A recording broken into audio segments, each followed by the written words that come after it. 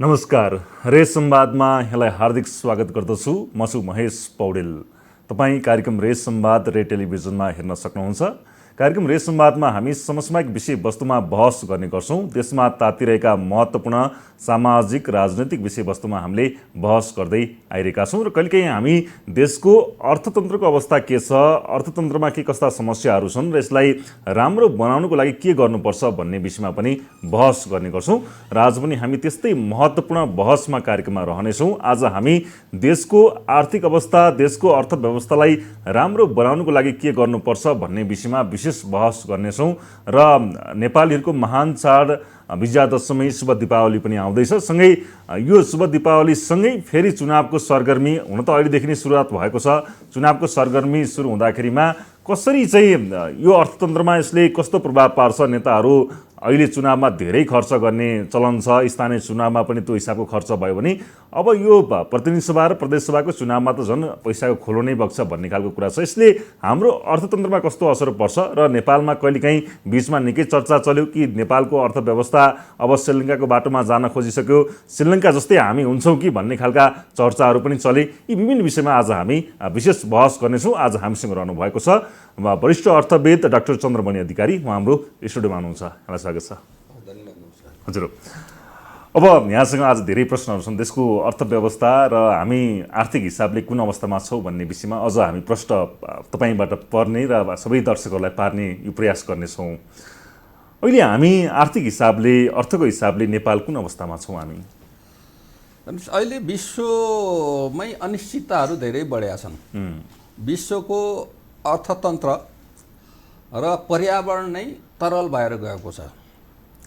एउटा चाहिँ राजनीतिक कारण, अर्को प्राकृतिक कारण। विश्वको राजनीतिक कारणले जन्माएका आर्थिक सङ्कटहरू, हजुर, राजनीतिक कारणले जन्माएका आर्थिक सङ्कटहरू र दैवी प्रकोपको कारणले जन्माएका आर्थिक सङ्कटहरू, दुई खालका आर्थिक सङ्कट, दुई खालका कारणले गर्दा आर्थिक सङ्कट जन्मेका छन्। कोभिड राजनीति भनेको युरोपमा ब्रेक्जिट, जुन बेलायत युरोपियन युनियनबाट बाहिर आउने क्रम सुरु भयो र त्यसभन्दा अगाडि 2014मा युरोपका देशहरू ऋण सङ्कटमा परेका थिए। त्योबाट त्यो श्रृङ्खला सुरु भयो, बुझ्नु भएन? अब त्यसपछि ब्रेक्जिटको कुरा आयो। ब्रेक्जिटले अलि अल्मल्यायो त्यो अर्थतन्त्रलाई, त्यसको प्रभाव अलि अन्यत्र पनि विस्तारित भएर गयो। त्यसपछि अमेरिका र चीनको बिचमा त्यो व्यापारिक प्रतिस्पर्धा, राजनीतिक प्रतिस्पर्धाको कारणले गर्दा व्यापार युद्ध भयो, होइन? एक खालको कोल्ड वार भयो, ट्रेड वार। एक अर्काले का वस्तुहरूमा प्रतिबन्ध लगाउने, कर बढाउने जस्ता कुराहरू भयो। त्यसले प्रभाव पार्दै ल्याएको थियो र 2019 यो 20मा आइसकेपछि, 19मा आइसकेपछि चाहिँ के सुरु भयो भने तपाईँको यो कोभिड, त्यसले चाहिँ विश्वलाई आक्रान्त पार्यो। अब कोभिडको कुरा चाहिँ प्राकृतिक कुरा भयो। अब त्यसपछि आयो यो युद्धको कुरा भएको छ, युक्रेन र उसको। त्यो सबैले गर्दा र अहिले चाहिँ तपाईँले हेर्नुहुन्छ भने कतै चाहिँ अतिवृष्टि, कतै अनावृष्टि। युरोपमा 500 वर्षमा नभएको खडेरी भएको छ अहिले। तपाईँले हेर्नुभयो पाकिस्तानमा 1100-1200 मान्छे मरिसकेका छन्। खर्बौं डलरको नोक्सान भएको छ। अहिले भारतका पनि राजस्थान जस्ता देश, ठाउँ, प्रदेश, त्यहाँका राज्यहरूमा पनि जहाँ पानी कम पर्थ्यो त्यहाँ पनि अतिवृष्टि भएको छ। युएईमा केही महिना अगाडि युएई, जहाँ चाहिँ एक खालको मरुभूमि हो, त्यहाँ पनि अतिवृष्टि भएको थियो।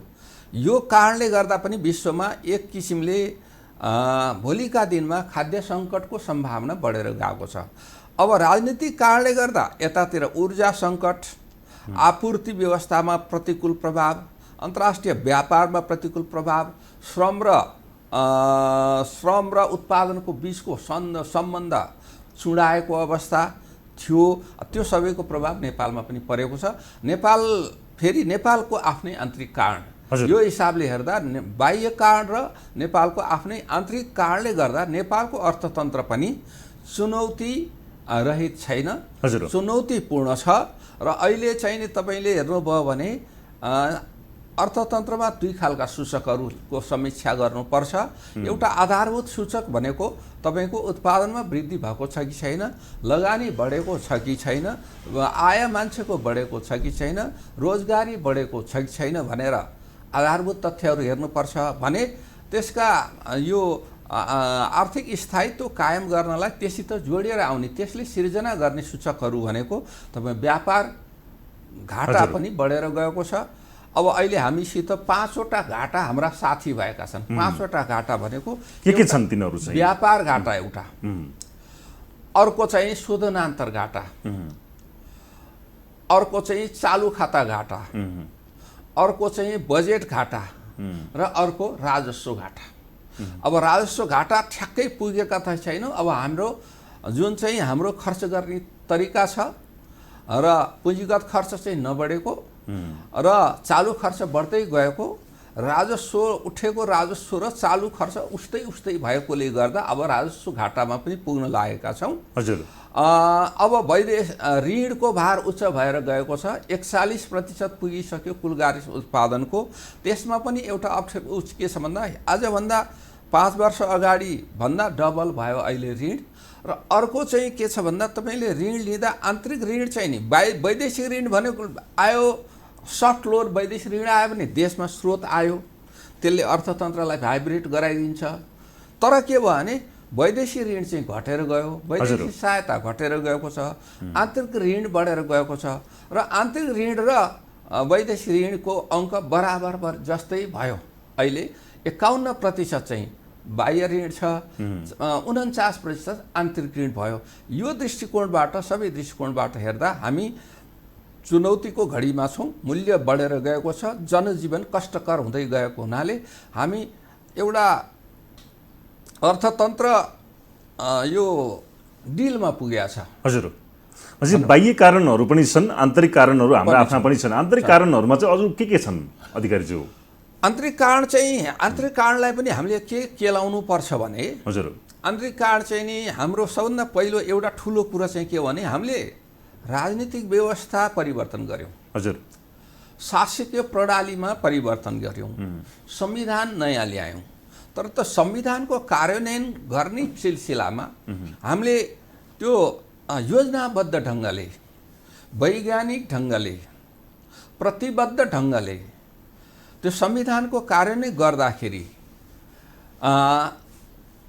तपाईँको चाहिँ खर्चलाई न्यूनीकरण गर्ने, मितव्ययी खर्चको पक्षमा मितव्ययी बनाउने र उत्पादन बढाउने र राज्यका संरचनाहरूलाई उत्पादनतर्फ बढी क्रियाशील बनाउने काम गर्न सकेनौँ। 2076 सालको माघमा आइपुग्दाखेरि त्यसपछि मात्रै कोभिड आएको। हजुर। कोभिडको महामारी हामी कहाँ 2076 सालको उसमा फागुनदेखि देखा परेको होइन। हजुर। अब त्यति बेला पनि सरकारले के भन्थ्यो भने 8% को वृद्धि गर्छु भनेर भन्यो। तर चाहिँ वृद्धि अन्तर्राष्ट्रिय सङ्घ संस्थाले र हामीले हेर्दाखेरि पनि 6% भन्दा बढ्ने अवस्था हामीले देखिराखेका थिएनौँ। अनि जसले गर्दाखेरि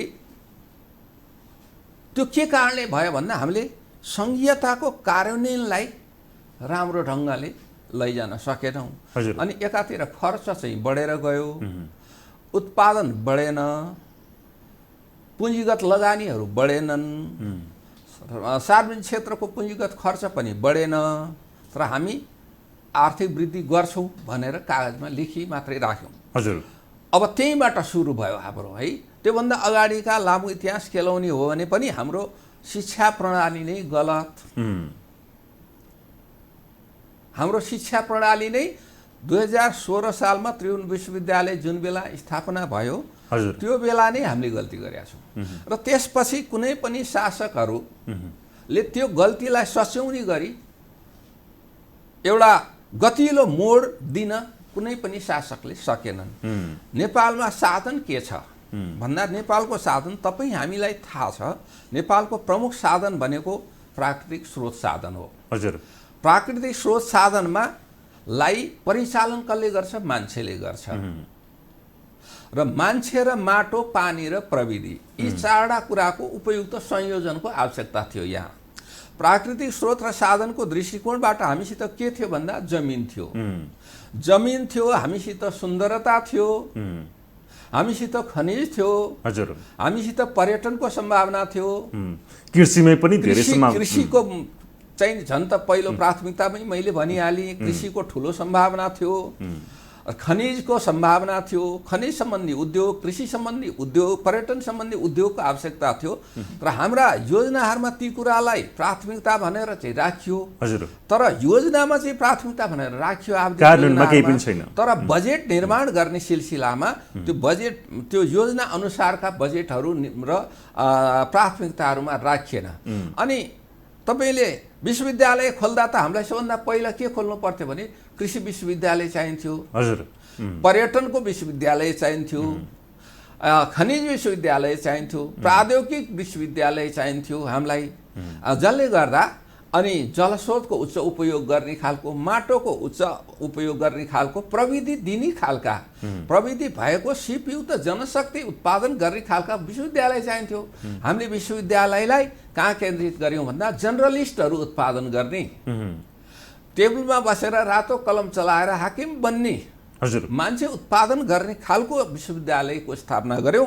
र त्यही विश्वविद्यालय, अहिले विश्वविद्यालयको हालत कस्तो छ त्रिभुवन विश्वविद्यालयको हेर्नुहोस्। त्यहीबाट चाहिँ तपाईँले के भन्न सक्नुहुन्छ भने देश तालाबन्दी हुन्छ, विद्यार्थीहरू गएर चाहिँ आन्दोलन गर्नुहुन्छ, तालाबन्दी भयो। देशको अगुवा सबभन्दा ठुलो विश्वविद्यालय, त्यहाँ भएका विद्यार्थीहरूको दृष्टिकोणले राज्यको लगानी भएको विश्वविद्यालयको हकीकत कस्तो छ र अरू विश्वविद्यालयहरूमा पनि त्यो रोग सरिसकेका छ भनिसकेपछि अनि त्यहीबाट चाहिँ गल्ती भयो र हामी हाम्रो चाहिँ नि जनशक्तिलाई, अधिकांश जनशक्तिलाई बाहिर पठायौँ। अर्को कुरा चाहिँ तपाईँलाई अलिकति कोट्याउनु, अहिले निर्वाचन पनि आएको बेला छ र त्यसकारणले गर्दा राजनीतिक दलहरूले त्यो कुरालाई सम्झाउनु पनि पर्छ हामीले। किन भन्दा तपाईँलाई हाम्रो अर्थतन्त्र त्यो एउटा खालको नियन्त्रित खालको अर्थतन्त्र थियो पञ्चायतकालीन अवस्थामा, तर चाहिँ हाम्रो अर्थतन्त्र धेरै परनिर्भर चाहिँ थिएन है। तर परनिर्भर, आत्मनिर्भर र अन्तर्निर्भर तीनवटा कुरा हुन्छ। अर्थतन्त्रहरूलाई अगाडि चलाउँदाखेरि परनिर्भर बनाउने कि अन्तर्निर्भर बनाउने कि आत्मनिर्भर बनाउने भने हाम्रो चाहिँ आत्मनिर्भर अर्थतन्त्र बनाउने हाम्रो चाहिँ संविधानले भन्छ होइन। स्वाधीन अर्थतन्त्रको कुरा गर्छ, स्वतन्त्र अर्थतन्त्रको कुरा गर्छ। तर परिस्थितिले विश्वव्यापीकरण, ग्लोबलाइजेसनको कारणले हामीलाई अन्तर्निर्भर अर्थतन्त्रमा जानुपर्ने अवस्था आयो। तर हामी अन्तर्निर्भरमा पनि बस्न सकेनौँ र हामी के भयौँ, अत्यन्त परनिर्भर, सबै कुरामा विदेशीसित हात पसार्नु पर्ने खालको अवस्थामा हामी पुग्यौँ। अवस्था पुऱ्याइयो भनौँ न, त हुनुपर्ने अवस्था त हाम्रो नेपालको छैन होला अधिकारीजी, होइन? अब त्यही कारण त्यसैलाई मैले किन सम्झाउन खोजेँ, त्यो किन भयो भन्दा हाम्रो ठाउँभन्दा ठुलो, तपाईँले स्रोतको कुरा गर्दा म कहिलेकाहीँ राजनीतिक व्यक्तित्वहरूलाई पनि के भन्छु भने नेपालको सबभन्दा ठुलो र प्राथमिक वित्तीय स्रोत के अरे स्रोत के हो भने कहिलेकाहीँ उहाँहरूले नि भन्नुहुन्छ यो जलस्रोत हो, वन के अरे माटो हो भन्नुहुन्छ। त्यो जलस्रोत माटो त हुँदै नै हो, तर त्योभन्दा अगाडि सबभन्दा पहिला चाहिँ आफूलाई हेर्नु पर्यो भनेको मानव स्रोत चाहिँ पहिलो स्रोत हो। त्यसकारण मानव स्रोतलाई हामीले के गर्यौँ भन्दा सबभन्दा हेला गर्यौँ, मानव स्रोतलाई सबभन्दा हेला गर्यौँ र जसले देशलाई अगाडि बढाउन सक्छ त्यो ऊर्जामूलक जनशक्तिलाई विदेश पठाइदिउँ। र 2047 सालमा प्रजातन्त्रको पुनःस्थापना भयो, संवैधानिक राजतन्त्रको चाहिँ नि हामीले स्थापना गर्यौँ। अब त्यसो भइसकेपछि त्यसलाई हामीले राम्ररी परिचालन गर्न सकेनौँ। हामीले के भन्यौँ भन्दा हामी जनतन्त्र ल्याउँछौँ, गणतन्त्र ल्याउँछौँ भन्ने खालका राजनीतिहरू भयो। त्यो ठिकै थियो, त्यो चेतनाले त्यो माग्यो होला।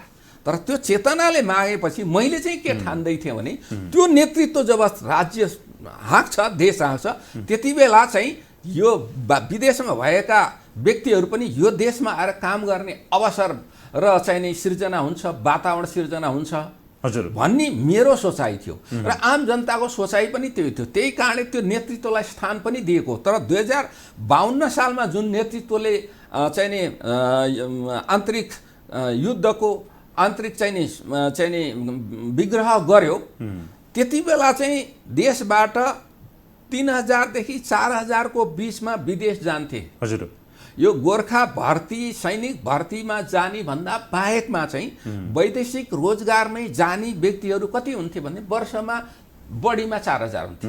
बढीमा 4000, 51-52 को डाटा हेर्नुहोस् तपाईँ, 34-35 सय भन्दा बढी छैन।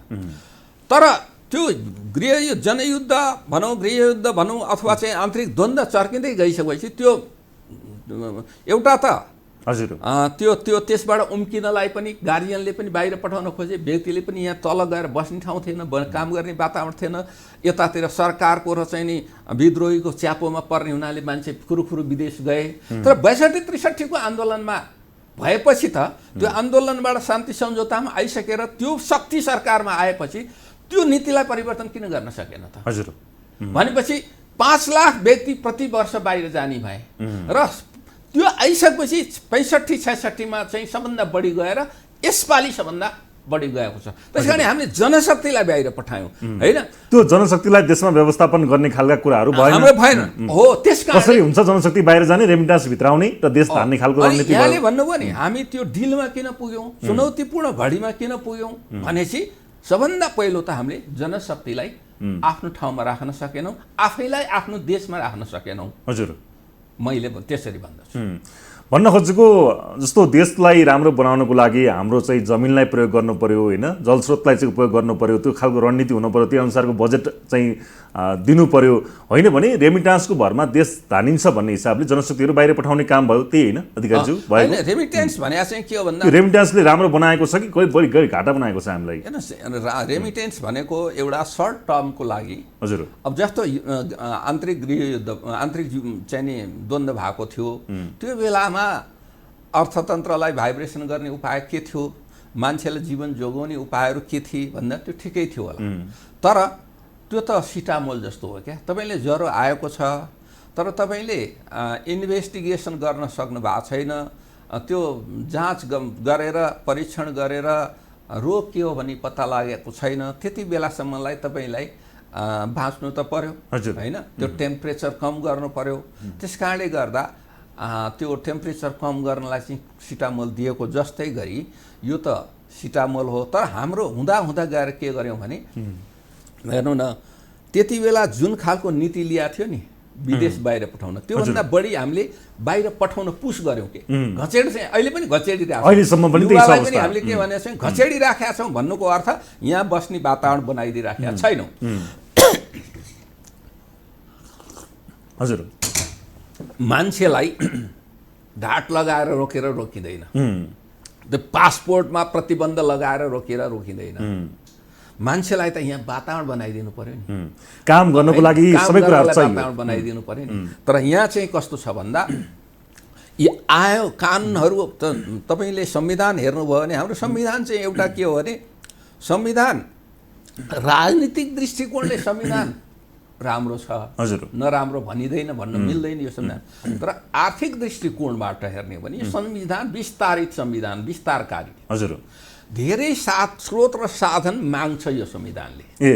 राजनीतिक दलको लागि चाहिँ राजनीति गर्नको लागि राम्रो छ। राजनीतिक दल भने होइन मैले, राजनीतिक दृष्टिकोणबाट चाहिँ राम्रो। तपाईँले यसले लोकतन्त्रलाई चाहिँ गर्छु भनेको छ होइन, मानवाधिकारका कुरा गरेको छ, आवधिक निर्वाचनको कुरा गरेको छ, त्यो त असल कुरा हो। रुल अफ लको कुरा गरेको छ, त्यो त असल कुराहरू भयो नि, त्यो होइन। लोकतन्त्रको लागि चाहिँ नि प्रजातन्त्रको लागि असल कुरा भयो। तर हामीले ती कुराहरू प्राप्त गर्ने विषयमा, ती कुराहरूलाई कार्यान्वयन गर्ने विषयमा जुन संरचनाहरू निर्माण गर्यौँ ती चाहिँ विस्तारकारीहरू भए। हजुर दुईटा कुरा भन्छु, आर्थिक हिसाबले राम्रो छैन। आर्थिक दृष्टिकोणले चाहिँ हामीले यो संहिता बनायौँ। संहिता भनेको शासकीय प्रणाली हो। हजुर त्यो शासकीय प्रणाली भनेको यो शासकीय प्रणालीलाई कसैले विरोध गर्लान्, कसैले समर्थन गर्लान्। म चाहिँ न विरोध गर्छु न समर्थन गर्छु, किनभने यो त एउटा औजार हो, हतियार हो। तपाईँले यसलाई कसरी प्रयोग गर्नुहुन्छ? तपाईँले एउटा बन्दुक दियो भने तपाईले असल नियतले काम गर्नु भने दुश्मन आएको बेला ढाका आएको बेला प्रयोग गर्नु होला तपाईले चाहिँ त्यो जान्नु भएन भने रिस उठ्यो भने जसलाई नै हान्दिनु होला त्यो गलत प्रयोग भयो भने त त्यसले पनि के हुन्छ त्यसकारण सबै कुरालाई के हुन्छ प्रयोग ठिक ढङ्गले गर्छ तर संघीयता सिस्टम नराम्रो होइन तर संघीयताको संरचना बनाउँदाखेरि हामीले भद्दा बनायौँ एक अन्य चाहिँ संस्थागत संरचनाहरू पनि हामीले भद्दा बनाएका छौँ अब तपाईले धेरै अब भनौँ न प्रदेश हाम्रो प्रदेश 7 वटा चाहिन्थ्यो कि चाहिँदैन हुन त 14 वटा चाहिन्थ्यो अथवा 10 वटा चाहिने थियो भन्नेहरू पनि हुनुहुन्छ हैन नहुनु भएको होइन तर हाम्रो जस्तो सानो देश भूगोलको दृष्टिकोणले सानो देश भने मैले अन्य दृष्टिकोणले सानो होइन हामीभन्दा भूगोलको दृष्टिकोणले जनसङ्ख्याको दृष्टिकोणले अर्थतन्त्रको दृष्टिकोणले हामीभन्दा सारा धेरै देश छन् होइन यद्यपि हाम्रो भूगोलको दृष्टिकोणले कतिपय हाम्रा छिमेकी भन्दा सानो देश हो अनि प्रविधिको प्रयोग हुन थालेको छ हामी पूर्वाधार बनाउँछौँ रेल बनाउँछौँ पूर्व पश्चिम सडक बनाउँछौँ भनेर लागिराखेका छौँ भनिसकेपछि हामीलाई 7 वटा प्रदेश चाहिन्थ्यो त एक दोस्रो प्रदेशभित्र चाहिँ नि को प्रादेशिक सभाहरूमा त्यति सङ्ख्यामा जनप्रतिनिधि चाहिन्थ्यो त विश्वका अन्य देशहरूलाई हेर्दाखेरि अनुपातिक हिसाबले केन्द्रीय संसदमा यति मान्छेहरू चाहिन्थे त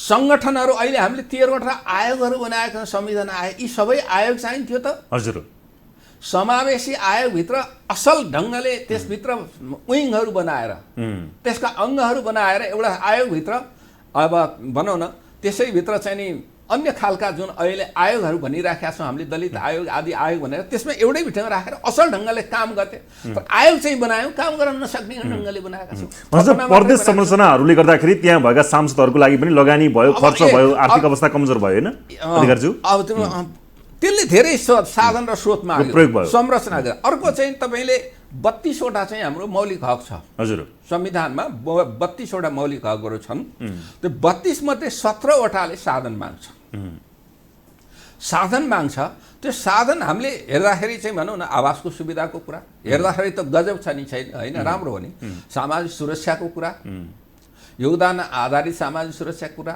ज्येष्ठ नागरिकलाई दिने कुरा महिलालाई दिने कुरा बालबालिकालाई दिने कुरा शिक्षाका कुरा स्वास्थ्यको कुरा भनेका छौँ तर शिक्षा माध्यमिक शिक्षासम्म निःशुल्क भन्छौँ तर माध्यमिक शिक्षामा अन्य नामबाट अहिले शुल्क उठाइराखिएको छ भनेपछि कार्यान्वयन हुन सक्थ्यो कि सक्दैन थियो विभिन्न बाहनाहरू बनाएर खाने खेल मात्रै गरिन्छ होइन अब मैले बाहना बनाएर खाने खेल विभिन्न संरचना बनाउने तर सबैलाई बाँडचुँडी गर्ने यति कुराहरू निःशुल्क दिन सक्थ्यौँ कि सक्दैनौँ थियो भन्ने कुरा चाहिँ हामीले चरणबद्ध रूपमा यति वर्षभित्र भनेर गर्नु पर्थ्यो कि भनेर त्यो कुराको हामीले त्यतापट्टि ख्यालै गरेनौँ कि हामीले एकदम चाहिँ नि उदार भएर चाहिँ नि राखिदिउँ त्यो चाहिँ हाम्रो आर्थिक संरचनाको दृष्टिकोणले आर्थिक हैसियतको दृष्टिकोणले स्रोतको साधनको दृष्टिकोणले हामीले अहिले पुर्याउन सक्छौँ कि सक्दैनौँ पुर्याउन सक्छौँ भने कुन कहिलेसम्म पुर्याउँ 10 वर्षमा 20 वर्षमा कहिले सक्छौँ हामीले संविधानमा चाहिँ के भन्छौँ भने स्वास्थ्य सुविधा चाहिँ निःशुल्क आधारभूत स्वास्थ्य सुविधा निःशुल्क भन्छौँ आधारभूत स्वास्थ्य शुल्क के हामीले निःशुल्क दिन सकेका छौँ त आधारभूत स्वास्थ्य सेवा निःशुल्क दिने हो भने संविधानमा सबै कुराहरू राम्रो छ कार्यान्वयन पक्षमा हामी खुतलो छौँ आधारभूत स्वास्थ्य सेवा निःशुल्क दिने हो भने आधारभूत स्वास्थ्य सेवा प्राइभेट सेक्टरलाई दिनै हुँदैन आधारभूत स्वास्थ्य सेवा निःशुल्क दिने हो भने त्यो सम्पूर्ण राज्यले हेर्नुपर्छ अनि हामीले चाहिँ के गर्यौँ भने गर्न नसक्ने खालका कामहरू पनि त्यहाँ राख्यौँ जसले गर्दा एक दोस्रो कुरा संविधानमै राखेको कुरालाई पनि हामीले पालना गरेनौँ हजुर जस्तो भनौँ 25 जनासम्म मन्त्री मण्डल हुन सक्ने भन्यो संविधानले 25 जना किन छ हिजो 47 जना 48 जना बनाया हुनाले गलत भयो भनेर भनेको छ अब त अहिलेको चेतनाले त लेखेको कुरा मात्रै होइन कि त्यो नैतिकताले एउटा चाहिँ नि एउटा मूल्य मान्यता आदर्श कुरालाई पनि देखेर 25 भनेको ठाउँमा 15बाट पुर्याउँछु म मन्त्रीमण्डल त्यतिबाट काम चलाउँछु भनेर कुनै प्रधानमन्त्रीले किन भन्न सक्नु भएन संविधानले भनेको अन्तिम टेकोसम्म के उहाँहरूले त अहिले संविधानले अधिकारी यो राजनीतिक दलहरूले चाहिँ भागभण्डा पुर्याउने नाममा विभिन्न आफ्ना चाहिँ ठाउँमा भनौँ न कार्यकर्तै भनौँ न उहाँहरूलाई भागभण्डा पुर्याउने नाममा चाहिँ विभिन्न संरचनाहरू बनाएको छ, प्रदेश सरकारहरू बनाएको छ, त्यहाँ सबै खाने मेलो गाडी त्यस्तै सुविधायुक्त गाडीहरू चढ्ने होइन त्यस्तै सुविधाहरू लिने खालको खेल त भएको छ नि होइन। अब यस कुरा के हुन्छ भने तपाईँले यी कुरा भनेको ती भित्र भएका तपसिलका कुरा हो। तर जब तपाईँले संविधान असल बनाउनुहुन्न, असल बनाए पनि त्यो संविधानको पालना गर्नुहुन्न, संविधानलाई सञ्चालन गर्ने व्यवस्थापन गर्ने नेतृत्व चाहिँ आदर्श मूल्यलाई बिर्सिन्छ भनेपछि त यस्ता कुरा भइ नै हाल्छन्। त्यसकारणले हाम्रो नेतृत्व अहिलेको नेपालको नेतृत्व भनेको तपाईँले आर्थिक कुराको गर्नुहोस्, राजनीतिक कुरा गर्नुहोस्, सामाजिक कुरा गर्नुहोस्, नेतृत्वको सङ्कट छ। नेतृत्वले राजनीतिक चरित्र देखाउन नसकेको कारण पनि एउटा प्रमुख कारण हो कि हामी अहिले आर्थिक दृष्टिकोणले गम्भीर मोडमा पुग्न गएका छौँ। हजुर, भनेपछि नेतृत्व संविधानमा राम्रो व्यवस्थाहरू छ, संविधानमा केही कुराहरू मिलाउनु पर्ने पनि छ, त्यो भएअनुसार नभएर कार्यान्वयन पछि फितलो छ भएर हामी आर्थिक अवस्थामा कमजोर छौँ। अब यसलाई सुधार्नको लागि जस्तो अहिले चुनावको कुरा गरौँ न, चुनावको कुरा गरौँ त्यसपछि अरू कुरा गरौँला। चुनावको मुखमा चाहिँ जुन खर्च हुन्छ नि अधिकारीज्यू, चुनाव लागिसकेपछि स्थानीय चुनावमा पनि धेरै खर्च भयो। अब स्वयं माओवादी केन्द्रका अध्यक्ष प्रचण्डले चुनावमा एउटा साधारण अध्यक्ष हुनको लागि पनि यति खर्च हुन्छ भने सार्वजनिक रूपमै बोल्नुभयो। यो चुनावमा हुने खर्चलाई कसरी हेर्ने, यसले हाम्रो अर्थतन्त्रमा कस्तो प्रभाव पार्छ, यो खालको जुन खर्च गर्ने प्रवृत्ति छ यसले चाहिँ पार्ने प्रभावहरू के हुन सक्छन्? अब चुनावमा संसारमै जुन खालको हामीले राजनीतिक प्रणाली ल्यायौँ त्यो प्रणालीमा चुनावमा खर्च त हुन्छ नै। तर चुनावमा खर्च गर्दाखेरि चुनावमा खर्च कम हुने किसिमका पैसा बाँडेर चुनाव लड्ने खालको अलिक खेल हुन्छ नि। अब यो चाहिँ पैसा दिएर चाहिँ मान्छे किन्ने, भोट किन्ने खालको पनि भइसक्यो। त्यो चाहिँ गैर राजनीतिक क्रियाकलाप हो। त्यो पैसा भोट दिएर बाँड्ने भनेपछि गएर अब तपाईँको राजनीति भनेको संविधानले बाँध्ने हो, विधिले बाँध्ने हो, त्यति मात्रै होइन। राजनीति भनेको राजनीतिक नेतृत्वमा बस्नेहरूको आचरण, मूल्य र मान्यता पनि प्रमुख विषय हो। तर सबै कुरा छोडिदिने र संविधानमा लेख्या कुरा पनि पालना नगर्ने र मूल्य र मान्यता पनि छोडिदिने। अहिले नै तपाईँको यो गठबन्धन आदिका कुराहरू छ नि, तपाईँको लोकतन्त्रमा यो बहुदलीय व्यवस्था हाम्रो त बहुविचारको व्यवस्था ल्याउन खोज्या हो नि त। हजुर, बहुल विचारको व्यवस्था र विचारमा आधारित राजनीति गराउन खोज्या होइन। दलको राजनीति भने के त? दलको आफ्नो राजनीति विचार हुन्छ, त्यो दलले आफ्नो विचार भोलि आफ्नो सरकार बनाएपछि त्यो दलको विचार लागू गर्छ, त्यो दर्शन लागू गर्छ भनेर जनतासँग जाँदा नै मेरो दल चाहिँ को मूल चाहिँ नि सिद्धान्त यो हो, म समाजवादी हुँ, म पुँजीवादी हुँ, म राजावादी हुँ, म गैर राजावादी हुँ भनेर जानी न हो होइन। अनि गइसकेपछि मेरो चाहिँ समाजप्रतिको दृष्टिकोण यो हो, उत्पादनप्रतिको दृष्टिकोण यो हो, लगानीप्रतिको दृष्टिकोण यो हो, सरकार सञ्चालनका पद्धतिहरू यो हुन्छन् मेरो संविधानको परिधिभित्र भनेर जानी होइन। अब तपाईँले त्यो छोडेर अब एउटा चाहिँ नि एउटा ध्रुवको चाहिँ नि विचारको अर्को ध्रुवसित गएर चाहिँ तालमेल गरिरहेछ भनेपछि त्यसले त तपाईँको तरकारी पकाउन थाल्नुहुन्छ, तपाईँ चाहिँ नि तितो पनि हाल्नुहुन्छ, करेला पनि हाल्नुहुन्छ, उहाँले चाहिँ के स्वाद दिन्छ र त्यो दिँदैन नि होइन। त्यस कारणले गर्दा के भयो भने हाम्रो राजनीति बिथोलियो क्या, राजनीति गैर राजनीतिक क्रियाकलापमा परिवर्तन भयो। अब त्यस कारणले गर्दा निर्वाचन सिद्धान्त छैन, नीति छैन, कसरी फाइदा हुन्छ, कसरी चाहिँ सत्तामा पुगिन्छ। अब निर्वाचन खर्च चाहिँ के छ भन्दा अब हाम्रो संवैधानिक अङ्ग छ निर्वाचन आयोग। हजुर, निर्वाचन आयोग पनि के गर्छ भन्दा अब खर्च कति भयो ल्याऊ भन्छ। निर्वाचन खर्च सम्बन्धी कानुन पनि छ। निर्वाचन आयोगका दलहरूले त्यो चाहिँ एउटा औपचारिकता पुर्याएर दिन्छन्। त्यो देशी साँच्चै त्यसैभित्र भएर खर्च भएको हो त? त्योभन्दा बढी पनि खर्च भएको छ कि? कुन उम्मेदवारले बढी खर्च गर्यो भनेर त्यो खोज्ने क्षमता खोइ, त्यो आँट खोइ निर्वाचन आयोगसित, त्यो प्रतिबद्धता खोइ त्यो आयोगसित। अनि आयोगले के भन्छ, आइसक्यो मसित त खर्चको विवरण आएको छ, मैले भनेअनुसारै खर्च आएछ भनेर छाप लाएर त्यहाँ राखिदिन्छ भनेपछि निर्वाचन ठुला आयोगले- दललाई अझ केही गर्न नसक्ने होइन, अवस्था नि हुन सक्छ। अब राजनीतिक प्रभाव छ त्यहाँ पनि क्या। त्यो तपाईँको कारण के हो भन्दा संवैधानिक अङ्गहरूमा नियुक्तिको सन्दर्भमा त यहाँहरूले नाटक त देख्नु नै भएको छ, तपाईँ हामीले देखेकै छौँ। हजुर। नेपालमा संवैधानिक नियुक्ति होस् अथवा अन्य नियुक्ति चाहिँ हुनुपर्ने संविधानले लेखे अनुसार त त्यो विषयको विशेषज्ञ, ज्ञाता, चरित्र राम्रो भएको होइन, त्यो आफ्नो विषयमा विज्ञ भएको, अनुभव भएको र निष्कलङ्क मान्छे होस् भनेर भन्या हो नि त संविधानले, त्यो भन्या छ। विधिले पद्धति अन्तर्राष्ट्रिय मान्यता के हो, तर हामी कहाँ 3वटा चाहिँ नि क्राइटेरिया छ। सबभन्दा पहिला चाहिँ त्यो दलको नेतृत्वको वरिपरि घुमेर उसले भनेको कुरालाई उसको के अरे भनौँ न बढी बढाइ गर्ने खालको गर्ने एक। दोस्रो पैसा खर्च गर्ने दलको लागि र नेतृत्वको लागि।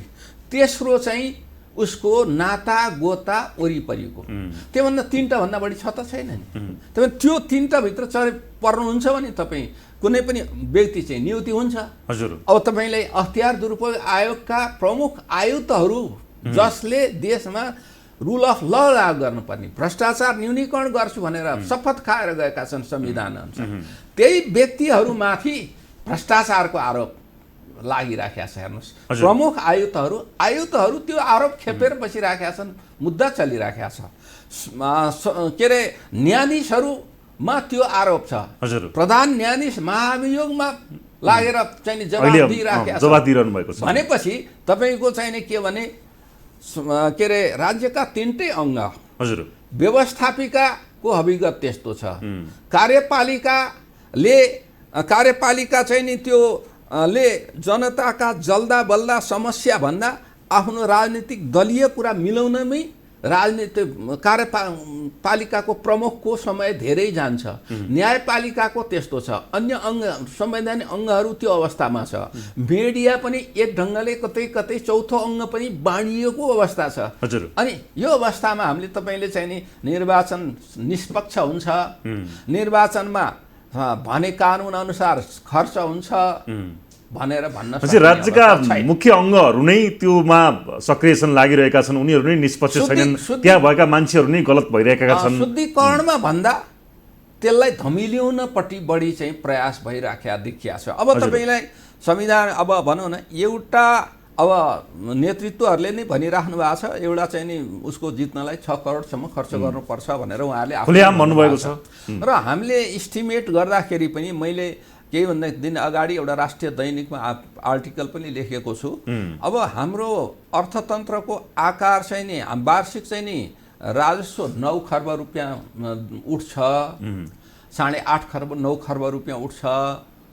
तर निर्वाचनमा सरकारी पक्ष र त्यो उम्मेदवारहरूको तर्फबाट गरेर 2 खर्ब रुपियाँ जति खर्च हुने अनुमान हामीले गरेका छौँ। 2 खर्ब जति अब आउने चुनावमा अब अगाडि पनि भयो भनेपछि यो अहिले अलिक बढी हुन्छ भन्ने कुरा पनि छ नि। प्रतिनिधि सभा र प्रदेश सभाको चुनावमा अझ बढी खर्च हुन्छ। यो 2 खर्ब निकालेको चाहिँ स्थानीय तह र यो 2टा तहको समेत गरेर हो। हजुर। तपाईँको भनौँ न अहिलेसम्मकै आएका तथ्याङ्कलाई हेर्दा कतिपय चाहिँ नि अध्ययनहरूलाई नि हेर्दाखेरि के हुन्छ भन्दा सरकारले जति चाहिँ भनेको छ त्यसको 10 गुणा बढी खर्च हुँदो रहेछ। सरकारले तोकेको, राज्यले कानुन अनुसारले तोकिदिएको भन्दा 10 गुणा चाहिँ भएको कन्फर्म कुरा छ हैन।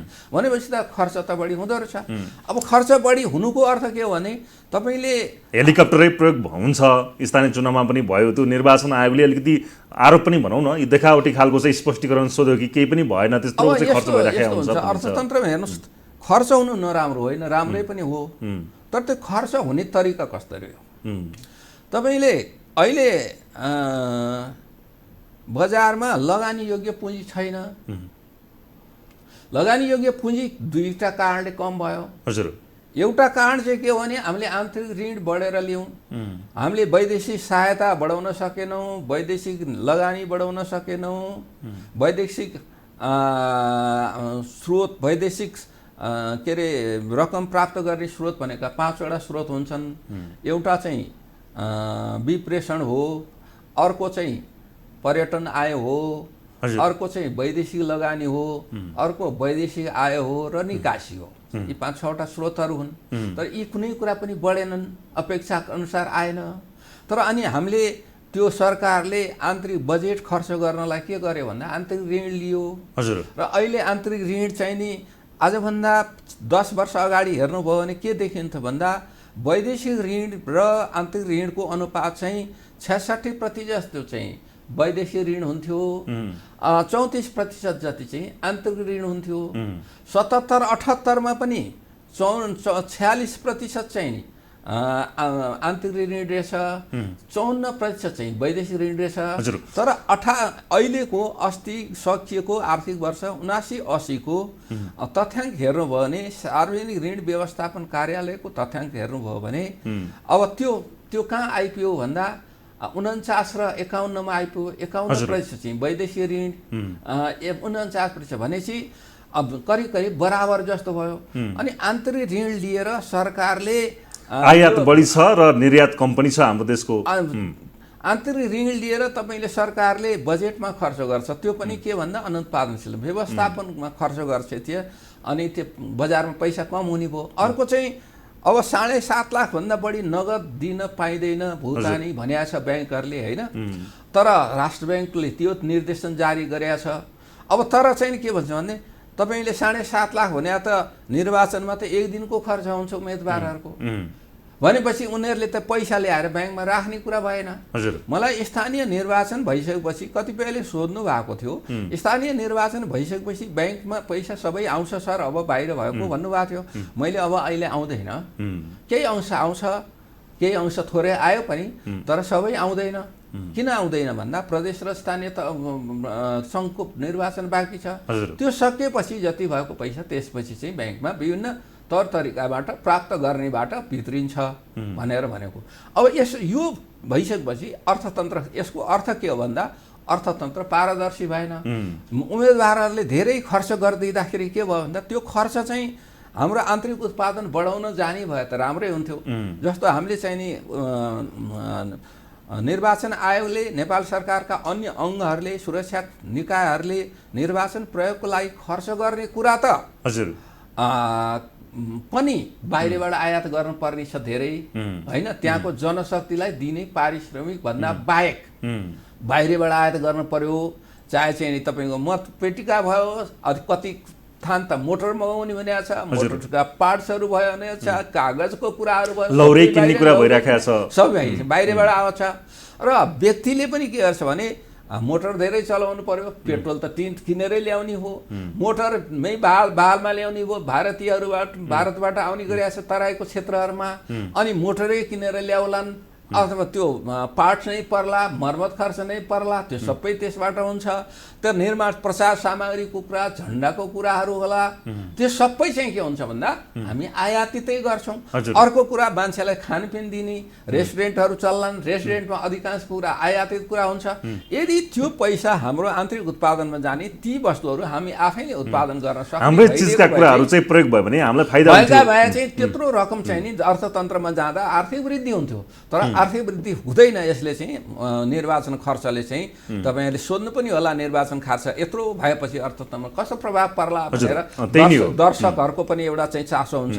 यसले चाहिँ केही थोरै मात्रामा चाहिँ नि उत्पादन बढाउँछ। जस्तो गाउँघरमा खसी, तरकारी आदि चाहिँ ऊ होला, होइन? कुखुरा चाहिँ नि बिक्री होला बढी, तर अधिकांश कुराहरू गर्ने हुनाले व्यापार घाटा बढ्छ। अब अर्को चाहिँ यसले के गर्छ भन्दा तपाईँको चाहिँ व्यापार घाटा पनि कसरी बढाइदिन्छ भन्दा अब मादक पदार्थको सेवन बढी हुन्छ, होइन? अब एउटा कुरा चाहिँ राम्रो, अर्को पक्ष चाहिँ के हुन्छ भन्दा यो विभिन्न क्षेत्रमा त्यो पैसा चाहिँ त्यो कार्यकर्तालाई को नाममा जान्छ र अलिकति बाँडिन्छ। त्यो डिस्ट्रिब्युसन सामाजिक न्यायको दृष्टिकोण चाहिँ वितरणको सिद्धान्तबाट हेर्ने हो भने एक ठाउँमा थुप्रेको पैसा अलिकति बाँडिन्छ, त्यो अलिकति ठिकै कुरा हो।